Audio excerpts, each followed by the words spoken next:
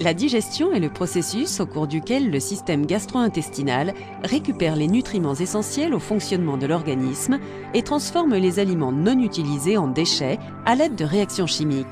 La mastication, le fait de mâcher, constitue la première étape de la digestion. La salive est la première substance responsable de la digestion car elle transforme les aliments mâchés en une masse molle appelée bol alimentaire.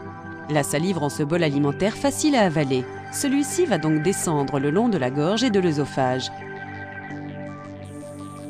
Le bol alimentaire passe au travers du sphincter œsophagien avant d'arriver dans l'estomac. Dans l'estomac, l'acide chlorhydrique libéré permet de progressivement casser les grosses molécules d'aliments en molécules plus petites jusqu'à obtenir un bol alimentaire liquide. On appelle cette substance liquide le chyme, lequel passe par le sphincter pylorique et entre dans le duodénum, la première partie de l'intestin grêle.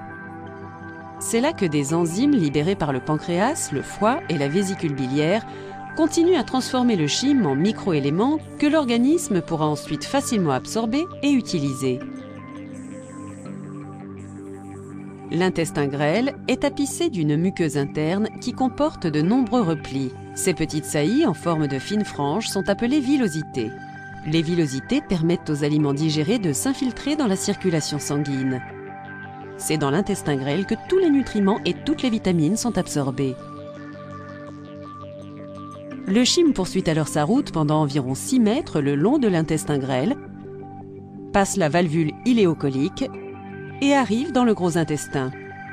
Le processus de digestion est quasiment terminé lorsque le chyme arrive dans le gros intestin. Le chyme non digéré qui pénètre le gros intestin est considéré comme du déchet. À mesure qu'il migre le long du gros intestin, les déchets vont peu à peu se solidifier car toute l'eau disponible va être réabsorbée par l'organisme. Les déchets vont ensuite s'accumuler dans le rectum, l'extrémité finale du gros intestin, jusqu'à ce que le cerveau ordonne au corps de s'en débarrasser.